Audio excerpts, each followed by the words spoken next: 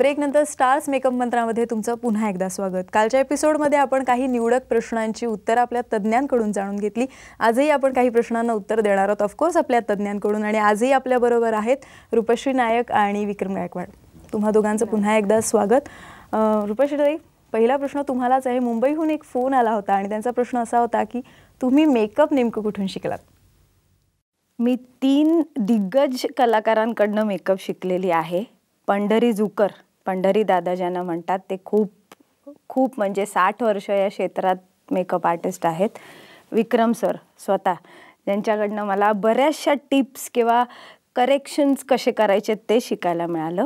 आणि फिल्म इन्स्टिट्यूटचे जे मेकअपचे हेड आहेत के मोहन, त्यांच्याकडनंही मी स्टेज आणि थिएटर मेकअप शिकलेली आहे। ओके विक्रम सर, पुढचा प्रश्न तुम्हाला आहे। मुंबईहून मिसेस अंकिता रावत यांचा एक फोन आला होता। त्यांनी US वरून काही प्रोडक्ट्स विकत घेतले होते आणि त्यांचं असं म्हणणं आहे की जेव्हा त्या इथे वापरतात तेव्हा त्याचा तितकासा यूज होत नाही आणि ते फार काळ चेहऱ्यावर टिकतही नाही, तर मग नेमकं आता काय करायला हवं? कुठलाही देश ज्यावेळेस कॉस्मेटिक बनवतो तर त्या देशातल्या लोकांसाठी तो बनवतो। उगीच इम्पोर्टेड मटेरियलची क्रेज आहे म्हणून ते वापरण्यात काही अर्थ नाही, कारण आपल्या देशात गरमी आहे। त्या गरमीत टिकणारं कॉस्मेटिक आपल्याला वापरायला पाहिजे। त्या देशातल्या माणसांनी बनवलेलं कॉस्मेटिक आपल्याला वापरलं पाहिजे। त्यांचे टोन्स गोरे आहेत, लिमिटेड टोन्स आहेत, तर सोसायटी मेकअपमध्ये अतिशय उत्तमरित्या जे टोन्स बनवलेत ते स्टार्सनी बनवले, डॉक्टर विशेष नायकांनी बनवलेत। माझ्याबरोबर माझ्यासारख्या असंख्य मेकअप आर्टिस्ट बरोबर ज्यांना येतो मेकअप, त्यांच्याशी कोऑर्डिनेशन करून बनवलेले आहेत। त्याच्यामुळेच मी एकसारखं सांगतो आहे तुम्हाला की ते वेगवेगळे टोन्स आहेत, ते आपल्या डार्क टोन, मिडल टोन आणि अशा प्रकारे गव्हाळी रंगात अशा प्रकारचे टोन्स आहेत, तेव्हा ते वापरावेत। त्याला सस्टेनिंग कॅपॅसिटी आहे, जी गरमीत आपल्या इंडियात लागते, त्याला सस्टेनिंग कॅपॅसिटी आहे। रूपश्री, नांदेडहून एक असा फोन आला होता की त्या बाईंचं असं म्हणणं आहे की कन्सल्टेशनला जेव्हा ब्राईड येते तेव्हा ती खूप वेगळी दिसते आणि प्रत्यक्ष लग्नाच्या दिवशी तिच्या चेहऱ्यात खूप बदल झालेला असतो, तर नेमका हा जो महिन्याभरात बदल होतो तो नेमका कशामुळे होतो?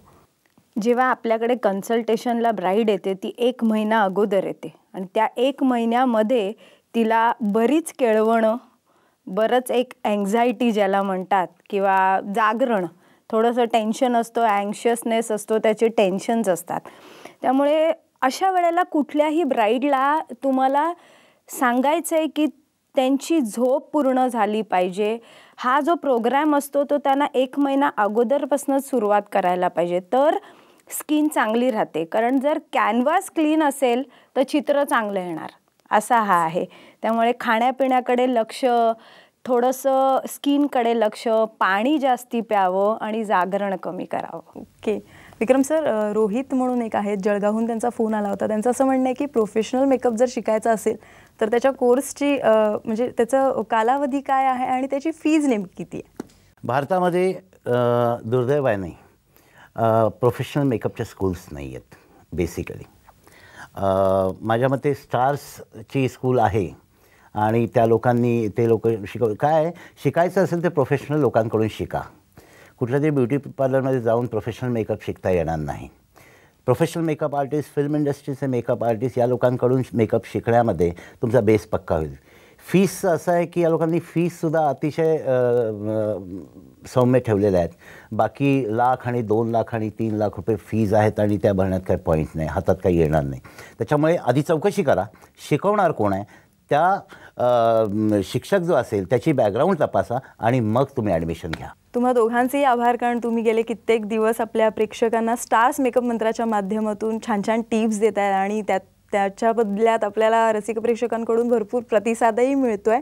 पण रसिक प्रेक्षक हो, स्टार्स मेकअप मंत्राचा हा प्रवास आज जरी इथे थांबलेला असला तरी आपण नवीन कन्सेप्टसह पुन्हा भेटणार आहोत स्टार्स मेकअप मंत्रामध्ये त्याच्या पुढच्या भागात। तोपर्यंत नमस्कार।